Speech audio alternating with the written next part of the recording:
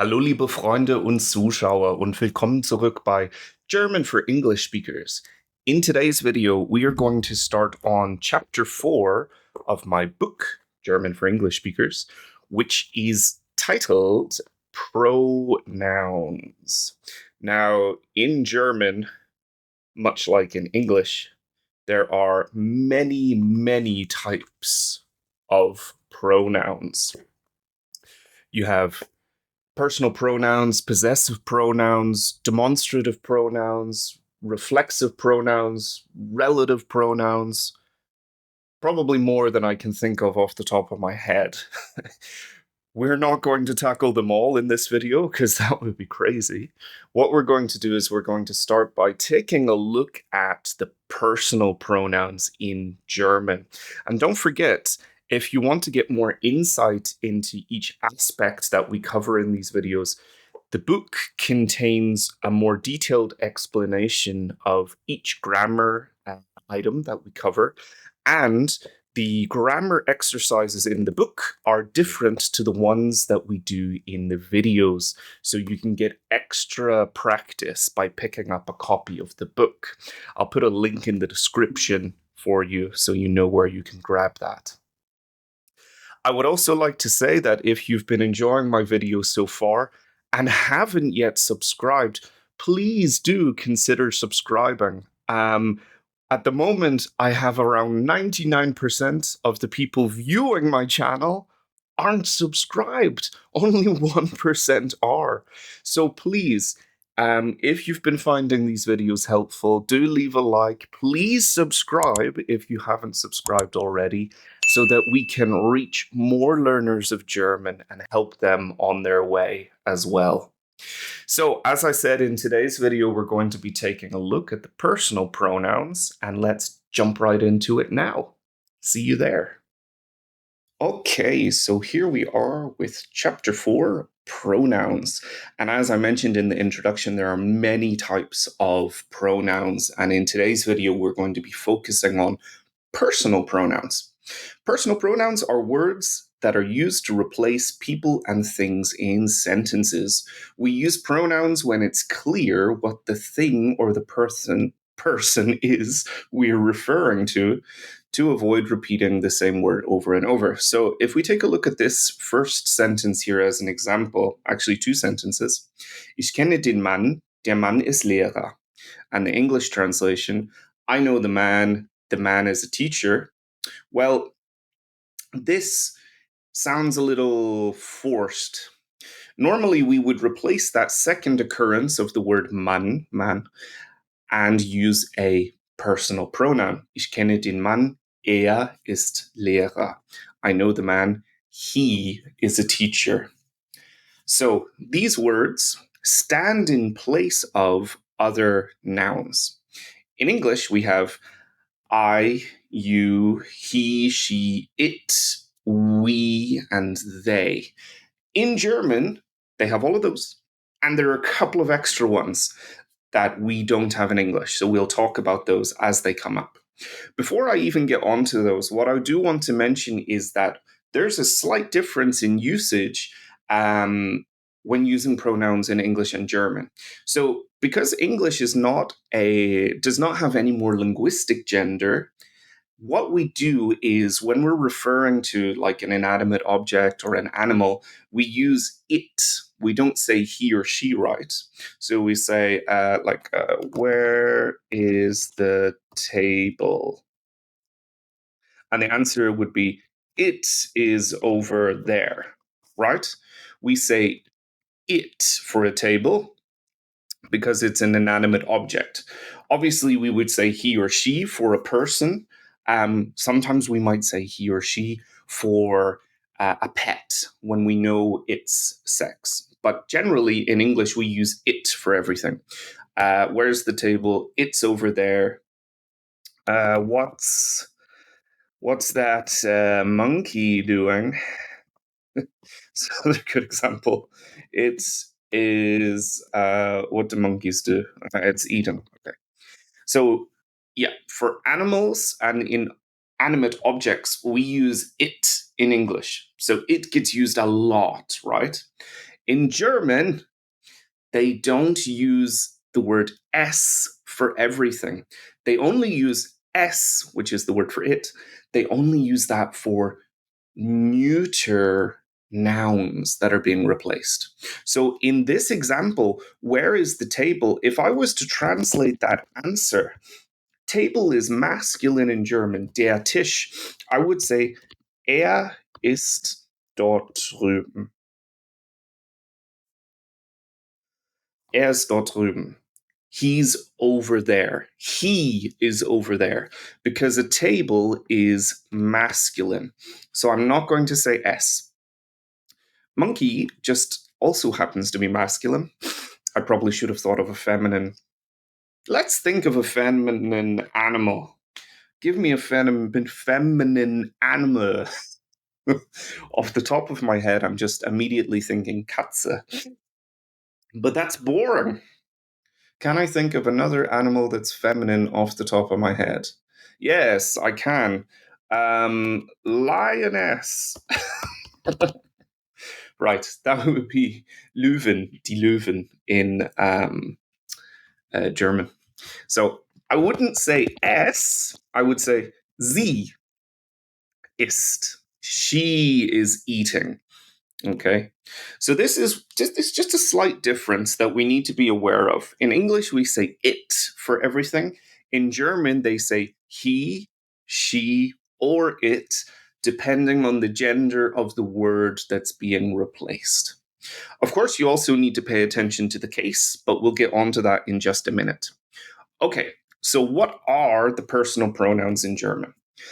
Let's start making a list. Ich, du, er, sie, es, wir,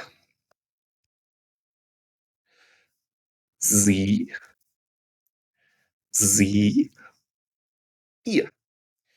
Now, you're going to look at my list and say, hang on a minute, Reuben, you have written the same word 3 times. And it appears there's a spelling mistake because you've capitalized one of them. And I'm going to say, no. As far as I can see, these are all correct. So let's go through what they mean. So ich is I, plain and simple. I, myself, as in when I want to say what I'm doing. I'm eating ice cream. I'm walking to the park. I see you. That's I, ich. Du is you. But here's the thing. German has 3 words for you. In English, we only have 1 word for you now. We used to have other words for you. We had thee, thou, and you, right? Just like German. But now we only have 1 word for you. And what that means is when it comes to us English speakers learning German, it can be quite tricky. Du is used when you're talking to one person, so it's singular. And it's used when you're talking to someone who you would speak to informally. Now, speaking to someone informally doesn't necessarily mean being rude by any means. What this means is, who would you speak to informally? Someone who's younger than you, a child. You would also speak to your friend using du. You would speak to your family member using du. If you happen to be religious, you would use du when you pray to God. Du is one person that you're speaking to that you're on familiar, friendly terms with. So it's one person, singular, that you're speaking to directly. Is he. Sie is she. Es is it. Wir is we. Now, we come to our next Sie. So you've already seen one Sie. This Sie is different because it has a capital letter, yes? So here, when we see, actually, this is a really good point, right? Because in English, we always capitalize I when we're using it anywhere in a sentence, right? German pronouns don't get capitalized unless they're the first word in a sentence, right? So ich won't have a capital letter unless it's the first word in a sentence. However, the word sie, the one that we're just about to talk about, is always capitalized, no matter where it is in a sentence. And this is also you, and it's singular and plural. So we can use it when speaking to one person and also use it when speaking to multiple people. So, like you, this one person I'm talking to, but also you as a group of people. This is formal German, okay? So we use this Sie when speaking to people that we are not familiar with, people who are older than us, people who have authority over us, like our boss, or talking to the police. Yeah, basically anyone that you would call by their surname, Miss Herr Schmidt, you would use Sie when talking to them. So it's kind of the opposite of du, right? So du we use for people we're familiar with, we're friendly with, talking to a kid. Sie is the opposite of that. So people we're not familiar with, people where there's a kind of we're keeping things formal. We're keeping a bit of distance. They're not our friends. They're not our family members. They might be older than us. We want to keep it prim and proper. Now we come to the third Z, which, if it's not already a headache, this one means they. They. Um, So now, probably the question that you have in your mind is, well, okay, so formal you is capitalized, but she isn't capitalized and they isn't capitalized. So how do we know the difference between she and they? Actually, it's not so tough, right?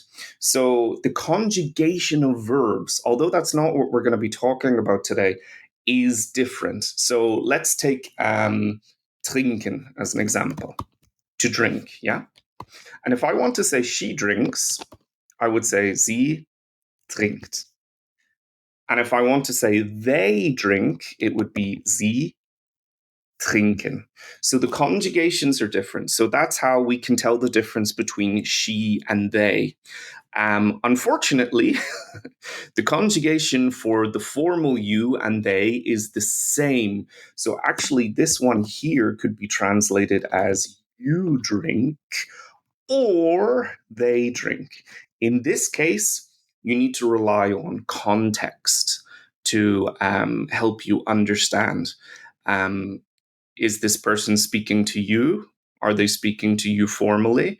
Or is this person your friend who's telling you, those guys over there are drinking? Again, we're not here to talk about verbs in this video, but I think this is useful to know. Then we come to our last pronoun, personal pronoun here, which is ihr, and this is our third you. Our third you, which is always plural. This is not singular at all. It's informal.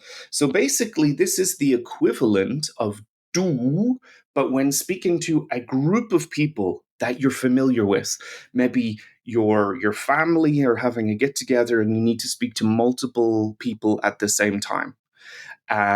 Maybe there's a group of children. Maybe you're teaching them, and you need to say, "Hey, all of you, listen to me." Right? This is in Ireland we might say use or usins, and I believe in America or some parts of America you might say y'all. So a group of you that I'm speaking to. Group of children, maybe a group of friends, a group of family members, a group of people that you're familiar with, on friendly terms with, or they're younger than you, people that you wouldn't speak to using formal German. Okay. So these are all the personal pronouns in the nominative case. And you'll remember from our cases video, let me just scroll down here. The nominative case is used to mark the subject. It's the thing that does the verb. So, all these words, ich, du, er, sie, es, wir, sie, ihr, can be used as a subject in a sentence. Well, what if they're the object of a sentence? Then I'm going to keep our English translations over to one side, and then we'll take a look at the personal pronouns in the accusative. Okay, so ich becomes mich in the accusative. Zoom in a little bit again. Mich. So me in English. Me. Du, if it's the direct object in a sentence, the accusative, then it's dich.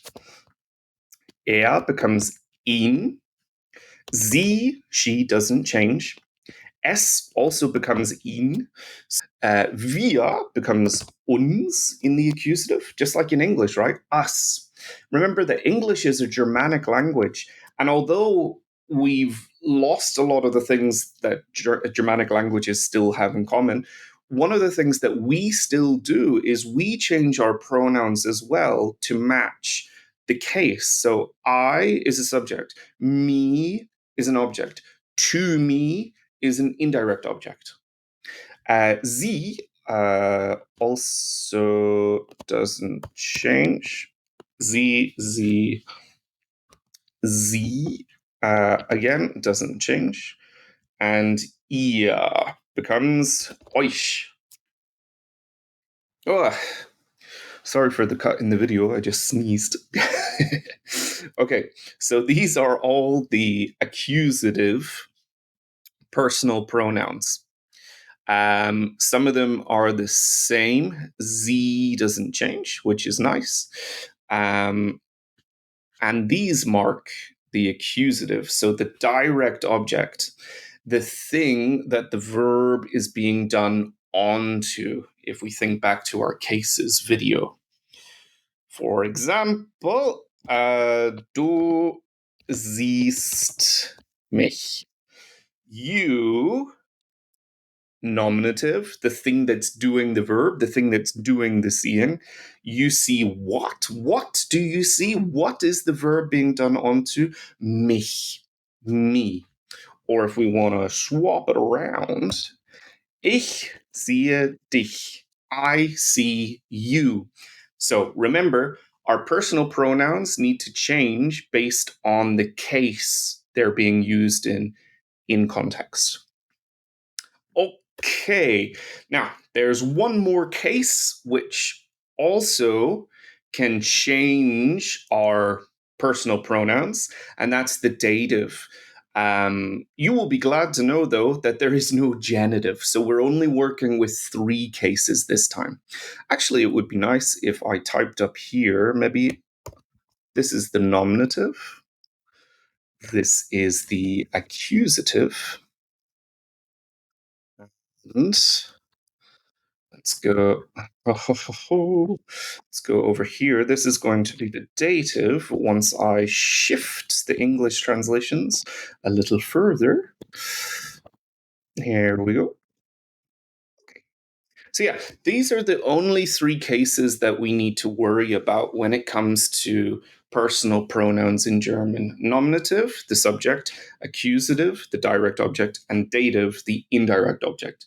And as I mentioned in the video where we handle the dative case, we want to think about that as to something in English. So to me, to you, to him, to her, to it, to us, to them. We don't have any others in English. To y'all, perhaps. So let's begin with again. So we've got ich, mich, and then in the dative we've got mir, to me, to me. Actually, you'll probably be familiar with this because this is how we answer the question wie geht's, right? Actually, wie geht's said without including a word, but the word that's missing is the next pronoun, dir. So actually the full question would be, wie geht's dir?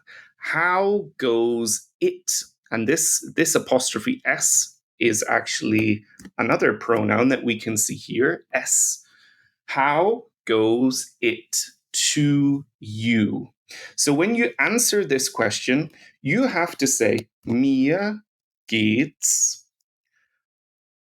To me goes it gut oder schlecht. Mir geht's gut. So you should possibly be already very familiar with this one. But then again, in the early stages of learning German, it's very tempting to answer the question, wie geht's dir, with ich bin gut. This is incorrect. This doesn't make sense as an answer to the question, because what the person is asking you is, how are you? And if you say ich bin gut, it's like saying, I'm a good person, right? So you can imagine how odd that would be if you said, how are you? And a person said, I'm a good person. That would be very strange, right? It doesn't answer the question. The only way we can answer the question is to use our dative pronoun. Mir geht's gut. Actually, let's go through the rest of these because I can show you some more, like the formal you. Wie geht's dir would be informal, but we have another pronoun that we use if we're asking somebody formally. We'll get to that in just a second. So becomes ihn and then becomes ihm, just like in English, him, if you rearrange the letters. Sie becomes ihr. It changes this time. Es, ihm, which is to it. Uns stays the same. Wir, uns. Sie, and then we come to you, the formal, and it's ihnen. And that's where we can ask the question, wie geht es ihnen? When we're asking this question formally, we don't contract the S into the word geht. So it shouldn't be wie geht's ihnen, it should be wie geht es ihnen. Wie geht es ihnen? And then your answers are going to be the same. Mir geht's gut, mir geht's schlecht, or whatever you want to say. The words for they, once again, we have sie and ihnen, which is written with a small I. So again, just as a reminder, the formal you is always written with a capital letter no matter where it shows up in a sentence. For all the other personal pronouns, they get capitalized if they're the first word in a sentence. And finally, we come to ihr, euch, and then the dative, euch. It's the same, nice and easy. So here we have 3 lists of our personal pronouns in the nominative, accusative, and dative. Let's run through them once more quickly, and then we'll take a look at some grammar activities that we can do together. So starting with the nominative, we have ich, du, sie, es, wir, sie, ihr. Accusative, mich, dich, ihn, sie, ihn, uns, sie, euch. Dative, mir, dir, ihm, ihr, ihm, uns, ihnen, euch. Okay. I forgot to mention as well, because we were supposed to be looking at this. Just as a reminder, the dative marks the indirect object, so something that's being done to someone or to something. So that's why we want to, this third row, we want to translate them into English with to me, to you, to him, to her, to it, and so on.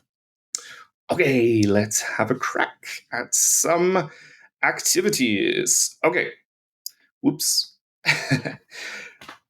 First activity, read the sentences and decide whether the underlined pronoun is in the nominative or the accusative case. Should be nice and easy. I'll read out the 8 sentences for you now and translate them into English, then give you a chance to pause the video to work out the answers, and I'll reveal the answers. But first, let's start with reading them out. Michael fragt ihn, wer spielt es? Kennst du sie?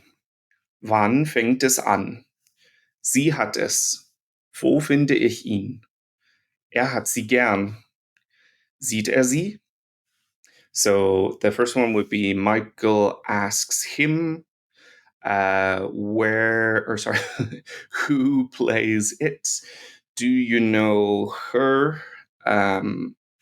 When does it start? She has it. Where can I find him? Er hat sie gern. He enjoys her company, I suppose. And does he see her? Okay. You may now pause the video to work out the answers. I will reveal the answers in 3, 2, 1. Okay. Michael fragt ihn. The underlined ihn is, of course, accusative. The questioning is being done onto him. Wer spielt es? This is also accusative. Who is doing the playing, and it is the thing that's being played. Kennst du sie? This is the nominative. The person here is doing the knowing. Do you know her? So this is nominative du. Of course, if it was accusative, then it would be dich and not du, right?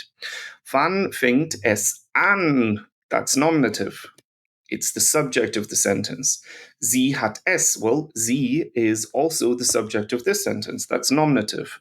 Wo finde ich ihn? That's accusative. Where can I find him? He's the thing that needs to be found, the direct object of the verb. Er hat sie gern. This is also accusative, direct object of the verb. Sieht er sie? Well, er is underlined, and that is our subject of the sentence, so that's nominative. Okay. Now, for the next part, we're going to restate the sentences using a pronoun instead of the underlined noun. Write the correct pronoun in the blank. So what I mean here is wir hören das Konzert means we're listening to the concert.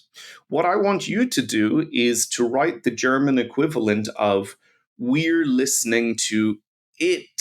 Instead of we're listening to the concert, we're listening to it. Actually, I should say hear the concert, not listening. We hear the concert. We hear it. So for all of these, you're going to need to find the right personal pronoun. And in this case, I think they're all going to be accusative. Yes. They're all going to be in the accusative case. So what you need to do is take a look at the word that's underlined, work out its gender, and then pop in the correct accusative personal pronoun. Let me read the sentences for you first, translate them, and then give you a chance to pause the video. Wir hören das Konzert. Ich sehe den Lehrer. Besucht ihr die Familie? Ich frage die Lehrerin. Ich rufe die Kinder an. Ich höre den Excuse me. Ich höre den Engländer. Er hat ein Buch. Hast du den Stift? We hear the concert. I see the teacher. Are you visiting the family? I ask the teacher. I call the children. I hear the Englishman. He has a book. Do you have the pen? Okay, pause the video now and complete the sentences with the correct pronoun. I will reveal the answers in 3, 2, 1. Okay, wir hören das Konzert. Konzert is neuter, so it's S. Ich sehe den Lehrer, so I see him. Ihn. Ihn. Besucht ihr die Familie? Besucht ihr sie? Die Lehrerin is feminine, and that would be also sie. Ruft ihr die Kinder an? That's plural, so it's going to be they in English. Ich rufe sie an. Ich höre den Engländer. Ich höre ihn. Er hat ein Buch. Er hat es. It's neuter. Hast du den Stift? Hast du ihn? Ja, gut. Dann gehen wir weiter. Now we want to answer the following questions, replacing the underlined statement with the correct pronoun. So, seht ihr den Fernseher? Fragst du deinem Freund? Versteht ihr die Hausaufgaben? Wo ist die Lehrerin? Do you see the TV? Can you see the TV? Or are you watching the TV? Do you ask your friend? Do you understand the homework? Where is the teacher? And then you're going to replace those underlined nouns with the correct pronouns in the answers to the right. I will reveal the answers to this exercise in 3, 2, 1. Okay. Den Fernseher is a accusative and it's masculine, so it's ihn. Wir sehen ihn. Freund is masculine. Ich möchte, and it's going to be in the accusative, so this is also going to be ihn. Versteht ihr die Hausaufgaben? Nein, wir verstehen. Hausaufgaben is plural. In German, homework is plural. It's always plural. So it's going to be sie, they, them. We don't understand them. Dort ist sie, feminine. Dort ist sie. Okay, good. For the next activity, let me check how many more we have. Oh, we still have 3 more. For the next activity, you're going to put the correct personal pronoun in, and I've given you the English pronoun in the brackets, so this shouldn't be too tricky overall. Let's take a look at the sentences first. Kann ich Lea etwas fragen, Herr Peters? Wir sehen im Klassenzimmer. Kennt ihr nicht? Warum könnt ihr nicht verstehen? Fragen Sie bitte. Ich kann schon sehen, Jörg. Sie besucht bald Petra und Andrea. Okay, so I might as well just give you the whole translation in English. Can I ask you something, Mr. Peters? We see her in the classroom. Do you not know him? Why can you not understand me? Ask us, please. I can already see you, Jörg. She will visit you soon, Petra and Andrea.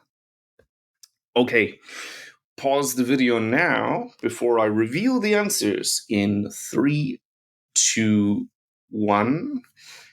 You formal. It's Herr Peters. It's Mr. Peters. We want to speak to him formally.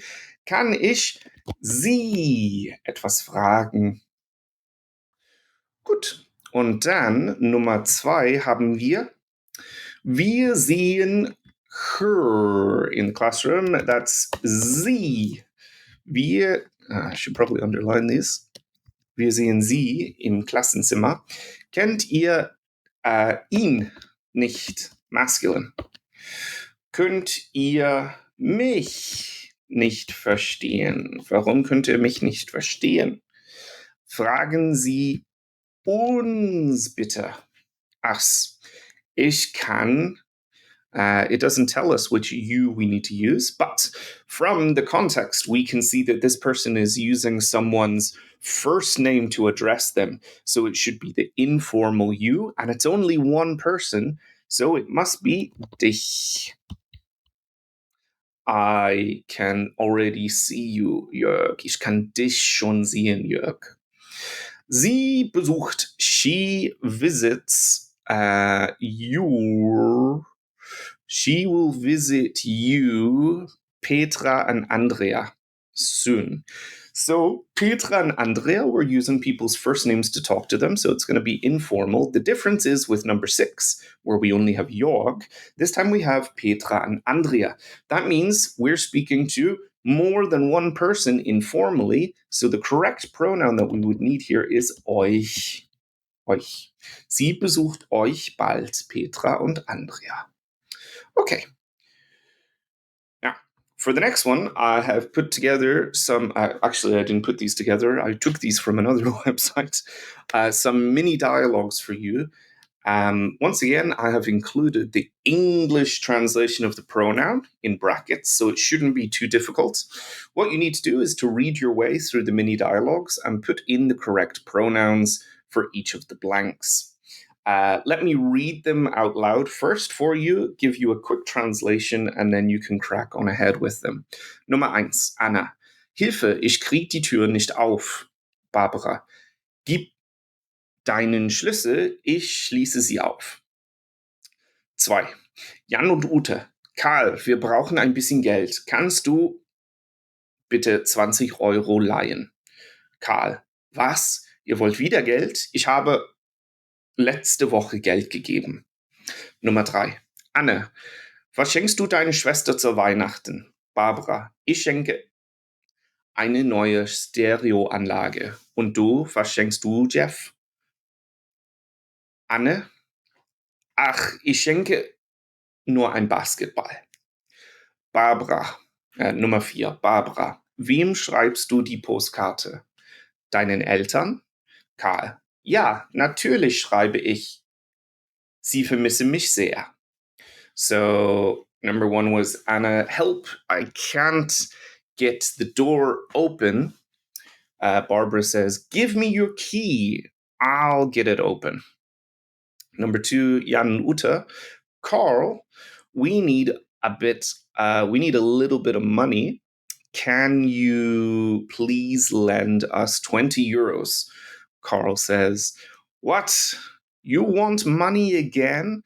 I lent you money last week. Nummer 3, Anna, what are you giving your sister for Christmas? Barbara says, I'm giving her a new stereo. And you, what are you giving Jeff? Anna says, I'm only giving him a basketball. And then number 4, Barbara, who are you writing the postcard for? Your parents? Sorry, who are you writing the postcard to would make more sense. Carl says, yes, of course I'm writing to them. I miss them they miss me very much. Okay, what we want to do now is to pause the video and try to fill in the blanks with the correct pronoun. I will reveal the answers in 3, 2, 1. Okay, give me your key. This is dative. Gib mir deinen Schlüssel. Kannst du, this is also dative. In fact, these all might be dative if I remember correctly. Uns, so uns is the same whether it's dative or accusative. Was, ihr wollt wieder Geld? Ich habe euch. These are his friends, and there's more than one. It's Jan and Ute. He's speaking to them plurally, so euch is correct. And it's dative as well. Ich schenke ihr I gift her. Schenken is a verb that means to gift something to someone. So to give something as a present.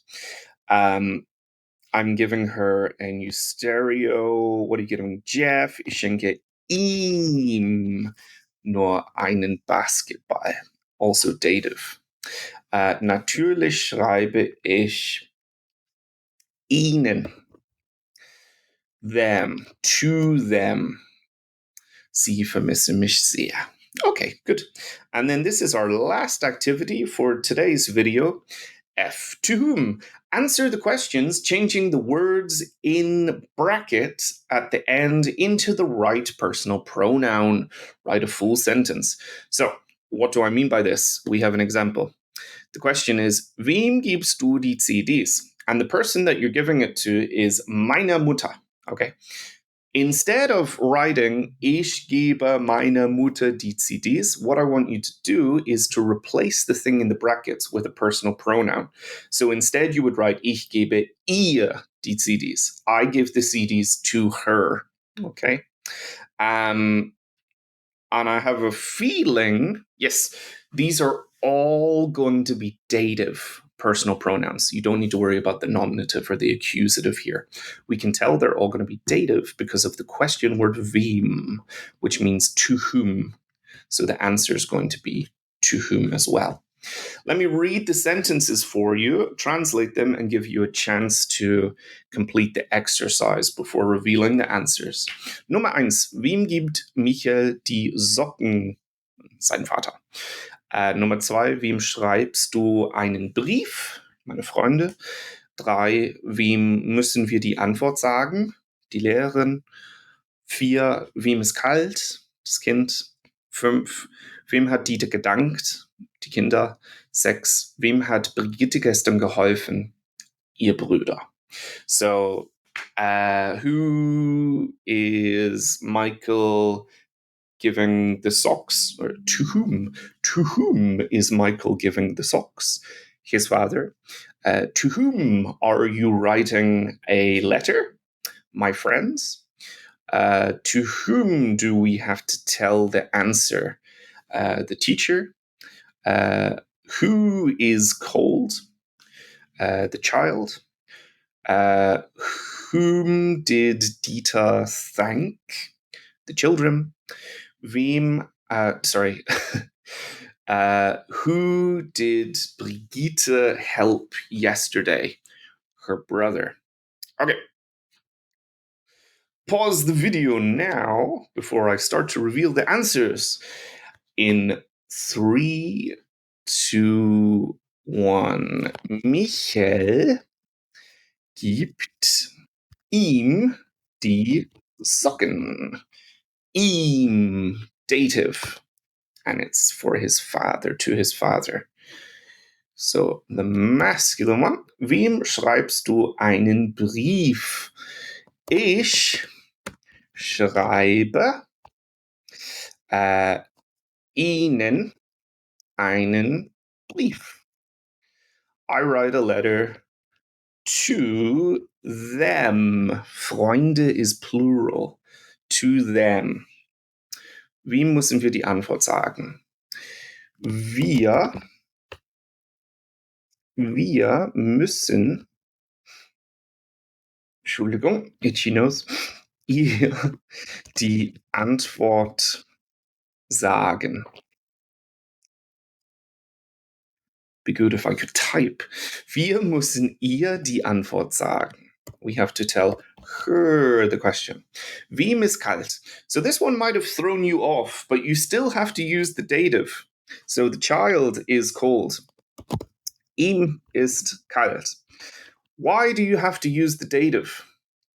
Well, in German, if you want to say I feel cold or I'm cold, you would say mir ist kalt. This is the correct way to say I'm cold. If you say ich bin kalt, that means something really quite different. It means that I'm so mir ist kalt, I'm cold, I'm feeling cold. Ich bin kalt is like I'm frigid. So completely completely different. So the coldness happens to you. So to him it is cold. Wem hat Dieter gedankt? Dieter hat the children is plural, so it's ihnen, hat ihnen gedankt. He thanked them. Why do I keep removing the underline instead of emboldening it? Okay. And wem hat Brigitte gestern geholfen? Brigitte hat ihm gestern geholfen. Dative verb. Helfen requires us to use the dative. So we have to use a dative pronoun here. Okay, and that's about all for today's video. So I hope you found this helpful. In the next video, we'll be taking a look at some other different types of pronouns. If you found the video helpful, please do leave a like. And if you're not already subscribed, please do. And I will see you in the next one. Tschüss und bis zum nächsten Mal. Ciao.